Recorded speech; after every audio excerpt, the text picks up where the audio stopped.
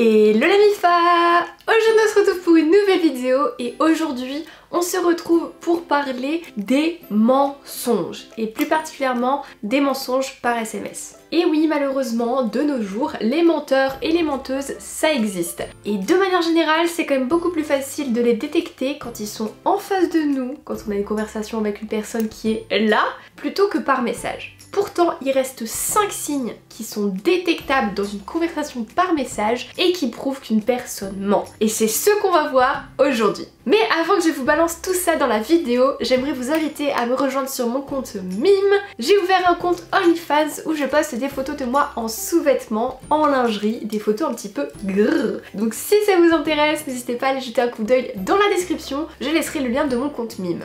Et puis maintenant que ça c'est dit, place à la vidéo. Voici les 5 signes qu'une personne te ment par SMS. C'est parti! Alors, le premier signe qui prouve qu'une personne ment par SMS, c'est si tu découvres sur une application du style WhatsApp ou Instagram, bref, une application où tu vois quand la personne écrit et que cette personne écrit, n'écrit plus, réécrit, efface tout, c'est un mauvais signe. Peut-être que la personne est en train de chercher ses mots, qu'elle a l'impression que ce qu'elle dit, ça ne va pas coller, alors elle efface tout, elle recommence, elle efface tout, ça pue le roussi. Ensuite, le deuxième signe qui prouve qu'une personne ment par message, c'est si elle commence à mettre trop de temps à répondre à un moment spécifique. Je m'explique.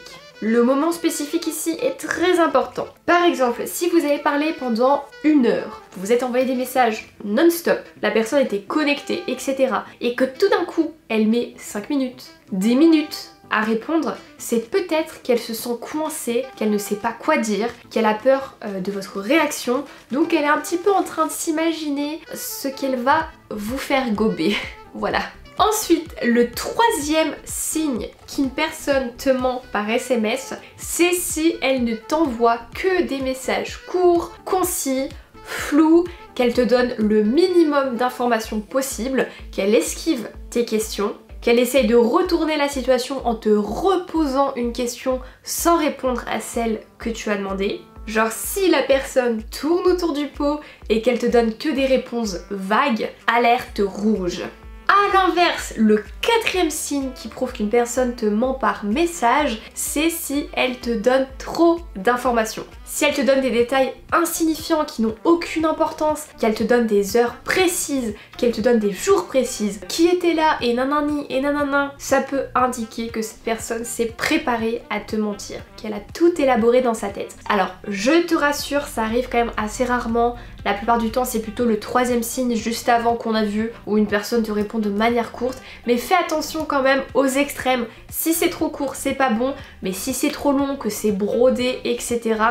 De toute façon, si tu vois un comportement inhabituel dans les messages de cette personne, c'est qu'il y a anguille sous roche. Et enfin, le cinquième et dernier signe qui prouve qu'une personne te ment par SMS, c'est si tu as l'intuition qu'elle te ment. Et oui, l'être humain est doté d'une incroyable intuition. On est les êtres sur Terre qui ont le plus d'intuition. C'est une faculté qu'on nous a offerte, donc il faut l'utiliser. Et dis-toi que si tu te dis qu'il y a un problème, c'est que probablement il y a un problème. Et je sais que c'est un signe qu'on a tendance à oublier parce qu'on n'a pas envie de voir la réalité en face, on n'a pas envie de savoir que cette personne nous a menti. On essaye d'esquiver en cherchant des trucs, des preuves réelles, mais ton intuition est très importante. Donc ne la néglige pas. Du coup voilà les MIFA, la vidéo est terminée, j'espère qu'elle vous aura plu. Si c'est le cas comme d'habitude, lâchez un pouce bleu et venez me dire en commentaire si vous pensez avoir affaire à un menteur ou à une menteuse. Balancez-moi ça dans les commentaires et au passage n'hésitez pas à me rejoindre sur Twitch. Je pars en live tous les soirs sur Twitch, c'est vraiment une plateforme dédiée au live. On interagit, je réponds à vos questions en direct, donc n'hésitez pas à me rejoindre sur Twitch. Je vous laisserai le lien dans la description. Et puis quand ça c'est fait, nous on se dit à dimanche pour une prochaine vidéo. Attendant, portez-vous bien. Je vous fais des gros bisous.